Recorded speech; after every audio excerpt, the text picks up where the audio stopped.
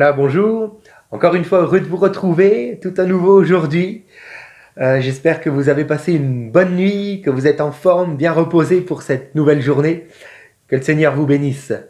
Alors, nous allons commencer notre lecture du livre de la Genèse. Nous allons lire simplement quelques versets ensemble aujourd'hui, mais j'aimerais vous inviter, si vous avez le temps, à faire pause pour lire tout le premier chapitre. Voilà, nous en parlerons dans les prochains jours, nous y resterons plusieurs jours certainement sur ce premier chapitre, alors je vous invite à le lire chez vous, tranquillement, tout de suite si vous voulez, faites pause, ou alors plus tard dans la journée, quand vous le pourrez. Voilà. En ce qui nous concerne, nous allons lire les 3 premiers versets pour nous aujourd'hui. Je vais lire pour vous, Genèse, c'est le premier livre de la Bible, ne cherchez pas loin, c'est tout au début, chapitre 1er, et verset 1er, il est écrit « Au commencement, Dieu créa le ciel et la terre. La terre n'était que chaos et vide. Il y avait des ténèbres à la surface de l'abîme et l'Esprit de Dieu planait au-dessus de l'eau. Dieu dit qu'il y ait de la lumière, et il y eut de la lumière. Amen. » Jusqu'ici. Alors, j'aimerais que nous puissions aujourd'hui nous arrêter sur cette question fondamentale, mais qui est ce Dieu créateur? D'accord? Chaque culture de chaque génération possède son propre récit des origines. Demain, je crois que oui, demain, il me semble que ce sera demain, nous verrons plus en détail le récit des origines de notre culture à nous aujourd'hui. Maintenant, revenons un petit peu, si vous le voulez bien, en arrière. Je veux reparler du peuple juif. Les Juifs avaient entendu plus d'un récit des origines. Avant d'être esclaves en Égypte, ils vivaient en Mésopotamie, près de Babylone, et là-bas, ça foisonnait de différentes théories. En particulier, on parlait du Dieu créateur, le Dieu Marduk. Et là, je vais vous passer la manière dont il s'y est pris pour créer, mais c'est avec beaucoup de sang, beaucoup de meurtres qu'il est arrivé à créer la terre et l'univers. Bon. Quoi qu'il en soit, ensuite, le peuple juif s'est retrouvé esclave pendant plus de 4 siècles en Égypte. Et là encore, auprès des Égyptiens, c'est le dieu Atum qui a tout créé, avec le dieu Ra, le dieu de la lumière, le dieu du soleil, etc., etc. Enfin, il y avait tout un panthéon, là encore, de dieux créateurs qui étaient à l'origine de la création, etc. Et voilà, d'ailleurs, c'est une parenthèse, voilà pourquoi Moïse, dans ce premier chapitre du livre de la Genèse, ne mentionnera ni le mot soleil, ni le mot lune, car il sait très bien dans quel contexte il vit. Le peuple juif vient de sortir de l'Égypte, où il y avait ce dieu idolâtre, cette idole du soleil et de la lune. Et donc, au lieu de parler de soleil et de lune, dans le premier chapitre, Moïse va plutôt parler de petits luminaires et de luminaires, tout simplement, la lune et le soleil. Non, mais en réalité, la Genèse vient nous montrer que non, la création ne vient pas ni de Atum ni de Marduk, mais d'un Dieu bien différent du nom de Elohim. Au commencement, Dieu, Elohim. Ce terme Dieu se dit Elohim en hébreu, et c'est un Dieu qui se suffit à lui-même. Il n'a besoin de personne d'autre, d'aucune matière pour créer. Il est ce Dieu qui crée à partir de rien.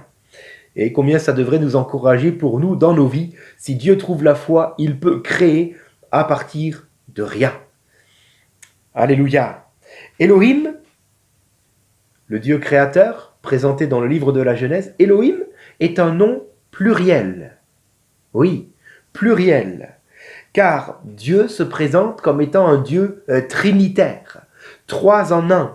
Je parle pas du shampoing là, excusez-moi du parallèle, mais non, je parle réellement de notre Dieu créateur. Il est 3 en 1. Alors, si vous ne comprenez pas la Trinité ou si vous y êtes opposé, laissez-moi juste un peu continuer quand même pour m'expliquer.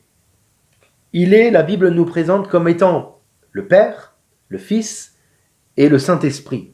Ces 3 en une personne, en un, sont ensemble Dieu. Mais Dieu est un. Alors, difficile à comprendre, n'est-ce pas? Je vais m'expliquer. Bon, d'un côté, Dieu est plusieurs. N'a-t-il pas dit faisons l'homme à notre image. Ah, ça c'est un peu plus loin, au chapitre 1er toujours, mais au verset 26. Faisons l'homme à notre image. Il parle à quelqu'un, pourtant il n'y a que Dieu au début. Donc, c'est que, oui, ils sont plusieurs. Elohim est réellement un nom pluriel. Toutefois, Dieu est un. D'ailleurs, c'est écrit, au commencement, Dieu créa. Elohim, un nom pluriel, créa, un verbe singulier. On ne comprend pas trop. Et puis, il est écrit dans Deutéronome chapitre 6, « Écoute Israël, le Seigneur, votre Dieu, est un. » Donc Dieu est un, mais Thomas, tu viens de nous dire que Elohim, c'est un nom pluriel, Père, Fils, Saint-Esprit. Oui, au travers de toute la Bible, de toute la suite des Écritures, nous voyons que Dieu est Père, Dieu est Fils, Dieu est Saint-Esprit, et les trois sont un. Alors, j'aimerais vous dire, c'est un petit peu comme vous et moi. Nous avons, en tout cas vous, je sais pas, mais moi, j'ai un corps, une âme et un esprit, et pourtant, ces trois-là, c'est Thomas, c'est moi. Je suis un, mais j'ai mon corps, j'ai mon âme, j'ai mon esprit. On compare souvent aussi la Trinité, par exemple, avec l'eau. L'eau peut devenir solide, ça peut être un glaçon. L'eau peut être liquide, hein, on peut en boire, ou l'eau peut devenir de la vapeur. Pourtant, ces trois manières différentes d'être de l'eau, bah, finalement, c'est de l'eau quand même. Vous êtes d'accord? Bon, tout comme le feu peut nous illuminer, peut faire de la lumière, le feu peut nous réchauffer, mais le feu peut aussi brûler. Alors, Elohim, nom pluriel, créa un seul Dieu, mais trois en un, Père, Fils, Esprit. Faisons attention, en hébreu, il y a deux mots qui sont utilisés dans le livre de la Genèse et dans tout l'Ancien Testament pour parler d'unité. Deux mots bien distincts. Le premier mot, c'est Yahid, qui représente une unité absolue, indivisible. Par exemple, une table. Bon, c'est Yahid, une table. Ok ? Mais il y a un autre mot qui parle d'unité, c'est le terme Ehad. Ehad parle d'une unité dans une pluralité, une diversité ou une complémentarité. Et c'est ce terme Ehad qui est utilisé dans Deutéronome 6 pour dire notre Dieu est un. Ehad, il est une unité dans une pluralité, dans une complémentarité. C'est d'ailleurs le même terme, Ehad, toujours, qui est employé aussi dans Genèse 2, 24, on y viendra dans quelques jours, lorsqu'il est écrit, en parlant de l'homme et de la femme qui s'unissent, les deux deviendront une seule chair. Ehad, pourtant ils sont deux, mais ils deviennent une seule chair. C'est la même chose pour notre Dieu. Il est un, Ehad. Il est un dans ce sens qu'il est unique, mais dans une pluralité. Alors, après avoir vu qui est Elohim, ce nom pluriel, ce Dieu créateur, j'aimerais que nous puissions voir ensemble comment il se révèle à nous. Je ne sais pas, mais moi ça m'intéresse, j'espère que vous aussi. Alors il est écrit dans Hébreu, on vient dans le Nouveau Testament, Hébreu 1, les 3 premiers versets. Après avoir autrefois, à plusieurs reprises et de plusieurs manières, parlé à nos pères par les prophètes, Dieu dans ces derniers temps nous a parlé par le Fils, Jésus-Christ. Il l'a établi héritier de toutes choses. Par lui, il a aussi créé l'univers. Voyez, on revient à notre texte de la Genèse. Il créa. Le Fils est le reflet de sa gloire et l'empreinte de sa personne. Et il soutient toutes choses par sa parole puissante, car le Fils est la parole créatrice. En effet, Jésus n'avait-il pas dit dans l'Évangile, « Celui qui m'a vu a vu le Père ». Donc Dieu se révèle uniquement au travers de son Fils Jésus. C'est pourquoi Jésus pourra dire, et il l'a dit dans l'Évangile, « Nul ne vient au Père que par moi, par Jésus. » Car le Père se révèle au travers du Fils. Alors, vous me direz, il y a le Père, il y a le Fils, d'accord, mais Thomas t'a parlé de Trinité, où est le Saint-Esprit ? Eh bien, le Saint-Esprit a été répandu sur la terre, rappelez-vous, à la Pentecôte, et il est toujours sur la terre aujourd'hui, c'est ça la bonne nouvelle, pour nous permettre, au travers de la conviction qu'il opère dans nos cœurs, cette conviction qui nous convainc de péché, de justice et de jugement, et qui nous permet, par la repentance, il nous permet alors, le Saint-Esprit, de venir jusqu'au Fils, le Sauveur. Oui, lorsque je suis convaincu de péché, de justice, de jugement, mon cœur se déchire et je m'humilie, je me mets en larmes et sur les genoux devant mon Dieu. Et là, le Saint-Esprit me ramène face à la solution que Dieu a pour moi, le Sauveur, Jésus, mort à la croix pour mes péchés. Le Saint-Esprit est donc sur la terre pour m'attirer au Fils. Et une fois réconcilié par ma repentance, réconcilié avec mon Dieu, au travers de Jésus, de son sacrifice, je suis en paix avec le Père. Alors le Saint-Esprit, qui est alors à ce moment-là non plus seulement sur la terre, mais en moi, va continuer tous les jours de ma vie chrétienne à me conduire jusqu'au Fils, afin que le Fils me fasse connaître la volonté du Père. Mon Dieu se révèle par le Saint-Esprit qui premièrement veut me convaincre de péché, de justice, de jugement pour m'amener à la repentance, cette repentance qui va m'amener au pied de la croix du Fils, de ce Sauveur, de mon Sauveur. Et ce faisant, le Fils m'emmène jusqu'au Père, car nul ne vient au Père que par le Fils. Et je suis alors restauré dans ma relation avec mon Dieu, pleine et entière, que ce soit le Père, le Fils ou le Saint-Esprit. Et le Saint-Esprit travaillera de cette manière-là tous les jours de ma vie chrétienne, en m'attirant jusqu'au Fils, dans un esprit contrit, humble, afin que le Fils me fasse connaître ce qui est dans le cœur du Père pour ma vie.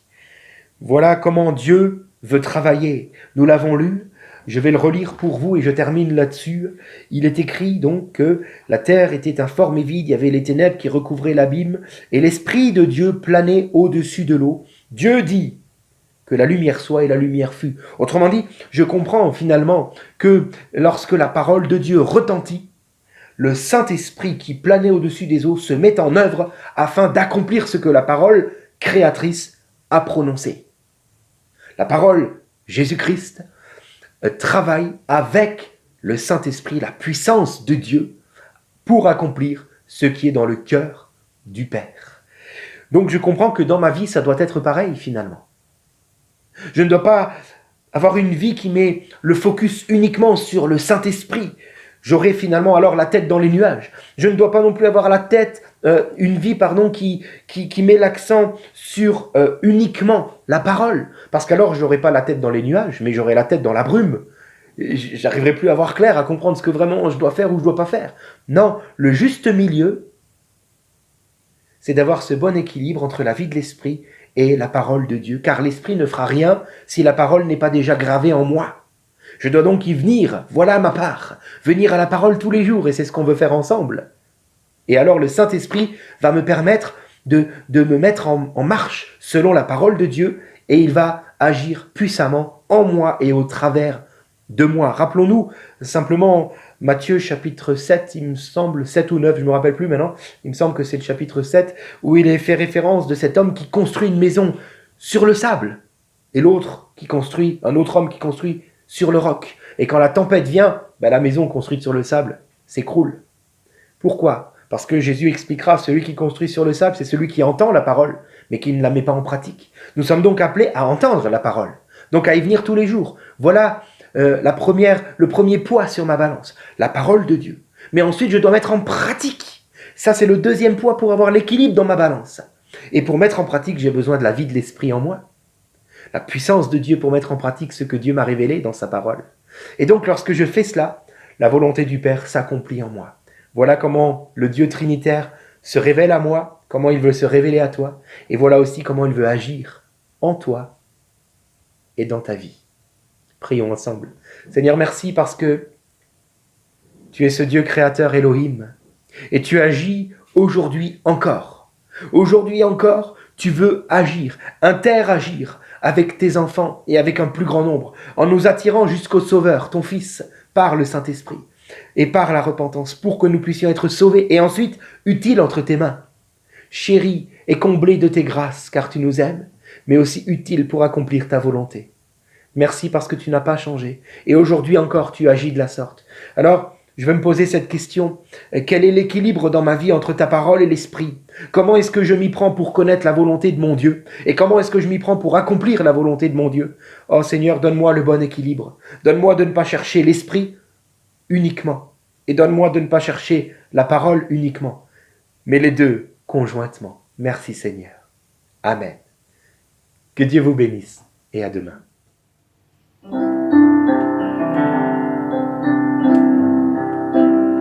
En ton nom, Seigneur, nous sommes là, tous réunis devant toi. En ton nom, Seigneur, nous sommes là, tous réunis devant toi. Honneur au Père, honneur au Fils, honneur à l'Esprit du Dieu Tout-Puissant. Honneur au Père, honneur au Fils, honneur à l'Esprit du Dieu Tout-Puissant.